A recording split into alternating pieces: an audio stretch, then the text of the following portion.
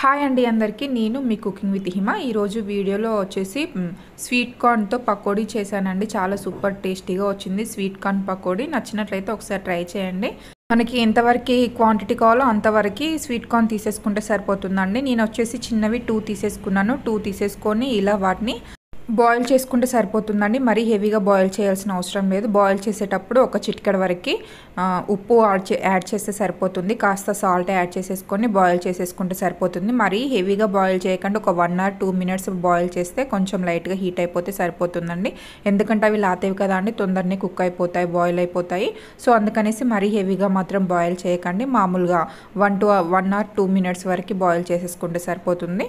చూడండి, మీకు వీడియోలో చూపిస్తున్న విధంగా బాయిల్ అయితే సరిపోతుందండి. 2 minutes ఆఫ్టర్ చూపిస్తున్నాను మీకు.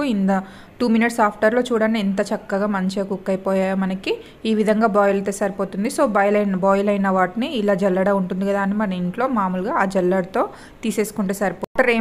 వాటర్ ఏం లేకుండా జల్లి చేసుకొని ఈ విధంగా తీసేసుకొని ఒక ప్లేట్లోకి పెట్టేసుకోండి. ప్లేట్లో పెట్టేసిన తర్వాత అందులోనే 1 tablespoon స్పూన్ వరకు మైదా పిండి యాడ్ చేస్తున్నాను. కొంతమంది బియ్యపిండి యాడ్ చేస్తారు. బియ్యపిండి యాడ్ చేసేసరికి బాగా క్రిస్పీగా అయిపోతాయండి. మరి చిన్నపిల్లలు తినలేకుండా గట్టిగా అయిపోతాయి. సో అందుకనేసి మైదా యాడ్ చేశాను. అలానే 2 tablespoon వరకు శనగపిండి యాడ్ చేశానండి. 1 tablespoon వరకు మైదా, 2 tablespoon వరకు శనగపిండిని ఇలా జల్లించుకొని అందులోని టేస్ట్కి సరిపడా సాల్ట్ కూడా యాడ్ చేస్తున్నాను. అలానే మనకి మన టేస్ట్కి సరిపడా సాల్ట్, ఆ హోల్ మిక్స్డ్ ధనియా పౌడర్ యాడ్ చేశానండి. ఇలా యాడ్ చేసిన తర్వాత అందులోనే వంట సోడా యాడ్ చేస్తున్నాను. వంట సోడా వచ్చేసి ఒక 2 చిటికల వరకు తీసేసుకోండి. అంత హెవీగా మాత్రం వేయకుండా, ఆయిల్ ఎక్కువగా పీల్చుకుంటుంది. సో కాస్త తక్కువగా తీసేసుకోండి. ఇలా తీసేసుకున్న తర్వాత టోటల్ అన్నీ కలిసేలాగా మనం వేసిన పిండి, మైదా పిండి, శనగపిండి, కారం, ఉప్పు, వంట సోడా, హోల్ మిక్స్డ్ ధనియా పౌడర్ టోటల్ కలిసేలాగా ఒక్కసారి కలిపేసేసుకోండి. చూడండి, వాటర్ ఏం లేకుండా తీసేసుకోండి. తీసేసుకున్న తర్వాత ఈ విధంగా టోటల్ కలిపేసేయండి. కలిపేసేసుకొని మనకి పిండి అనేది కొంచెం పొడి పొడిగా వస్తుంది కదా అండి. సో లైట్గా వాటర్ యాడ్ చేసేసుకోండి. మనం కలిపేటప్పుడే మనకు పిండి అనేది హెవీగా ఉందా అనేసి తెలిసిపోతుంది. సో అలాంటప్పుడు ఏం చేయాలంటే కొన్ని వాటర్ యాడ్ చేసేసుకుంటూ ఈ విధంగా కలిపేసేసుకుంటే సరిపోతుందండి. మనం మామూలుగా పకోడీ చేసుకునే విధానం మనకి అందరికీ తెలిసిందే కదా. సో ఆ విధంగా మనకి కాస్త టైట్గా లేకుండా, మరీ వాటర్ లేకుండా కొంచెం గట్టిగా తీసేసుకోండి. పిండి పొడి పొడిగా ఉన్నట్టయితే లైట్గా వాటర్ చల్లుకుంటూ ఈ విధంగా వీడియోలో చూపిస్తున్న విధంగా కలిపేసేసుకోండి. వీడియోస్ చూస్తున్నారు కానీ లైక్ చేయట్లేదండి. వీడియోస్ కనుక నచ్చినట్లయితే ప్లీజ్ లైక్ చేయండి, షేర్ చేయండి, సబ్స్క్రైబ్ చేసుకోండి.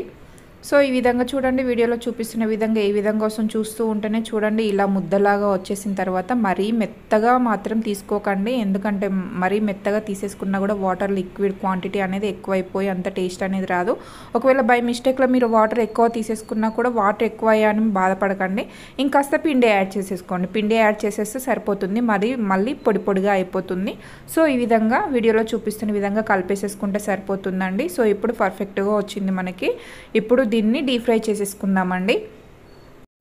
డీప్ ఫ్రైకి సరిపడా ఆయిల్ హీట్ అయిన తర్వాత అందులోనే ఇప్పుడు మనం ఇందాక కలిపి పెట్టేసుకున్న మిశ్రమాన్ని ఒక 10 minutes 15 minutes వరకు వదిలేసేయండి. వదిలేసిన తర్వాత మంచిగా అవి టోటల్ మసాలాలు దానికి పడతాయండి. సో పట్టిన తర్వాత ఇప్పుడు ఒక ఆఫ్టర్ 10 minutes చూపిస్తున్నాను మీకు. 10 minutes ఆఫ్టర్ ఇలా లైట్గా వేసేసేయండి. మనకి ముద్దలుగా పడినా ఏం కాదు, విడివిడిగా పడినా ఏం కాదండి, నో ప్రాబ్లం.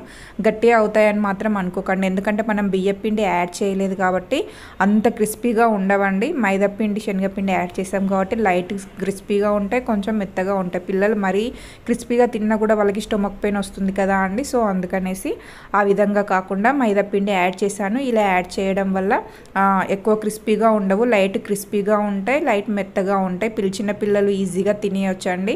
వాళ్ళకి స్టొమక్ పెయిన్ వస్తుందన్న బాధ కూడా ఏం ఉండదు. సో ఈ విధంగా వీడియోలో చూపిస్తున్న విధంగా మంచిగా ఫ్రై చేసేయండి. మంచిగా లైట్ మెరూన్ కలర్ వచ్చేసేయండి. లైట్ ఎల్లోయిష్ అయినా లైట్ మెరూన్ కలర్కైనా వచ్చేంత వరకు ఫ్రై చేసేసుకోండి. ఇంకాస్త పచ్చిగా ఉన్నాయి. గ్యాస్ని మాత్రం మీడియం ఫ్లేమ్లోనే ఉంచండి, హై ఫ్లేమ్లో మాత్రం పెట్టకండి. మీడియం ఫ్లేమ్లో ఉంచేసి కాస్త ఎక్కువనే టైం తీసేసుకుంటాయి. చూడండి, మీడియం ఫ్లేమ్లో ఉంచేసి ఈ కలర్కి వచ్చేంత వరకు, లైట్ గోల్డ్ కలర్కి వచ్చేంత వరకు తీసేసుకుంటే సరిపోతుందండి. చూడండి, వీడియోలో చూపిస్తున్న విధంగా ఫ్రై చేసుకుంటే సరిపోతుంది. ఇప్పుడు వాటన్నిటిని తీసేసి నేను ఆయిల్ సపరేట్ అయ్యే విధంగా తీసేసుకోండి. ఈ ఆయిల్ ఎక్కువ తినను అనుకునే వాళ్ళు టిష్యూ పేపర్ యూజ్ చేసేసి టిష్యూలో ఈ స్వీట్ కార్న్ని వేసేసినా సరిపోతుందండి. సో ఈ విధంగా యాడ్ చేసేసుకొని ఈ కలర్ అనేది ఈ విధంగా చేంజ్ అయ్యేంత వరకు చేసేసుకుంటే సరిపోతుంది. నెక్స్ట్ ఇది కూడా నెక్స్ట్ మిగిలిన మనకి స్వీట్ కార్న్ ఉంటుంది కదా అండి, దాన్ని కూడా సేమ్ ప్రాసెస్లో ఈ విధంగానే చేసేయండి.